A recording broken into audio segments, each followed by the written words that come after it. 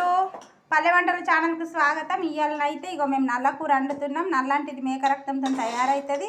ఇక నల్లతో పాటు కొంచెం బోటి కూడా తీసుకొచ్చినాము. ఇక ఈ బోటిని అయితే ముందుగా గిట్లు ఉడకబెట్టుకోవాలి, మంచిగా కడుక్కొని. ఎక్కడ ఏమంటారు కానీ మా అక్కనైతే మేము నల్లనే అని అంటాము. తయారు చేస్తారు. ఇదైతే ఒక కిలో కొనుకొచ్చుకున్నాం మేము.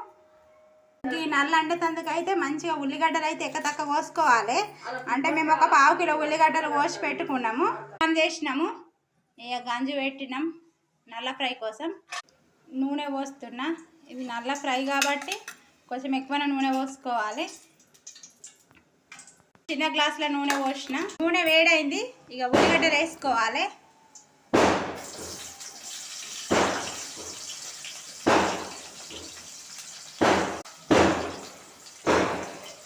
ఉల్లిగడ్డల్ని ఇట్లా మంచిగా కలుపుకోవాలి మాడకుండా.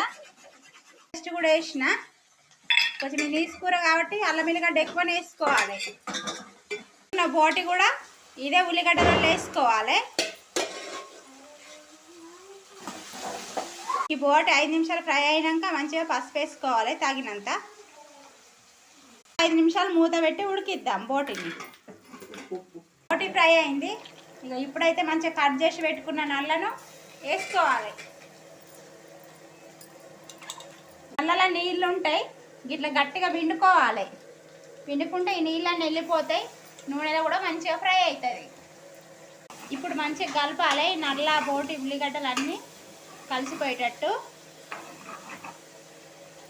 తగ్గట్టు కారపొడి వేసుకోవాలి.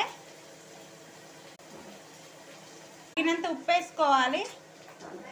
వేసినాం కదా, ఇప్పుడు ఒక 5 నిమిషం ఉడకనియాలి. దీన్ని మీడియం ఫ్లేమ్లో పెట్టి. కొత్తిమీరాకు వేస్తున్నా,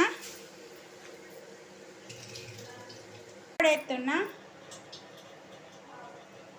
నీళ్ళు కూడా పోయొద్దు దోస్తులు, ఇది నూనెనే ఫ్రై కావాలి. గుమగుమలాడే నల్ల బోటి ఫ్రై రెడీ అయింది. మీరు కూడా తప్పక ట్రై చేయండి. మటన్ ముక్కల కంటే ఎక్కువ ఈ నల్ల బోటినే ఇష్టపడతాం. నేనైతే తింటున్న దోస్తులు, మస్తు కమ్మగా ఉంటుంది. మీరు కూడా ట్రై చేయండి.